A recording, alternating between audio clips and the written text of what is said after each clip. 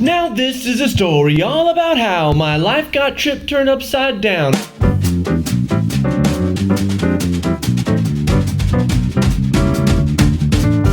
I loved Fresh Prince in the 90s. Anyone my age loved Fresh Prince in the 90s. It launched Will Smith into his career, into superstardom. But one of the greatest stories of forgiveness and healing in show business that we're seeing in the world right now is between Will Smith and his former co-star Janet Hubert, who played Aunt Viv. The original Aunt Viv, because as you recall, or maybe you don't, there were two. Janet Hubert played Aunt Viv for 3 seasons on The Fresh Prince before, according to all appearances, she was fired, and they brought in a different actress.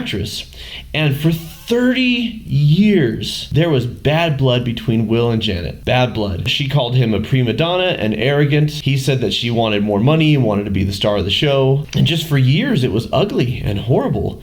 You know, anytime they even mentioned each other. And as Will Smith went on to be the biggest star in the world for, he's still a huge star, but for a decade there, Big Willie style, right? Will Smith was it. She didn't see a single one of his films. She refused because she thought he was an a-hole. And he, for his part, had, like I said, a lot of nasty things to say about her. So here's where we get to the beauty of the story and the conversation I want to have with you today. They reconciled quite beautifully. There was a Fresh Prince reunion special on HBO Max where they brought the whole cast together, except for James Avery, who played Uncle Phil.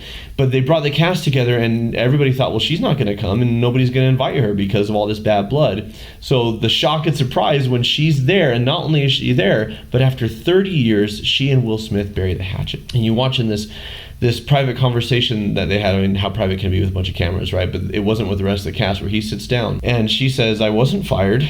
I chose to walk away. I was given a terrible deal for a season 4 contract that I didn't want. That she was in an abusive marriage, that she was a parent, that she needed to be able to provide for her family so she could walk away from her husband. She was shown the door. She was given the option to stay for less pay or to leave, and she left. And she resented Will, the star of the show. And here's the beautiful thing. It wasn't just a misunderstanding. Will says that he was arrogant, and he says that he was young and immature and that he didn't understand. He just thought she was bringing her problems to work and that she wasn't being professional. And he says, now that I'm a parent and I've struggled with things in my marriage, I know what it is to carry that with you all the time. And he had compassion for what she was going through. And he apologized to her and took ownership that he was out of line. And she apologized for basically smearing his name for decades. And what's really fun to see is they're like besties now.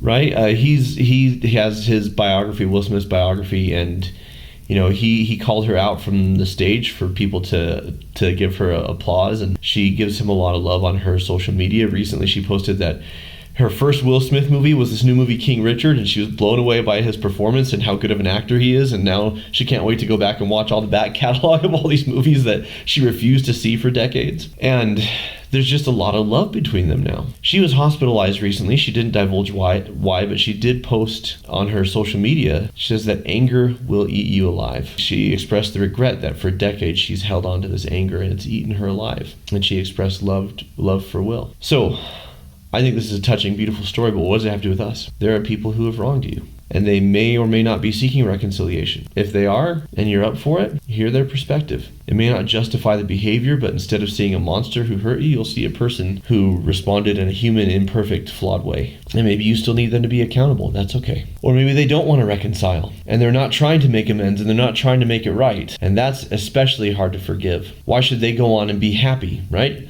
I'm sure Janet saw Will. Independence Day, Men in Black, Hitch, hit after hit after hit.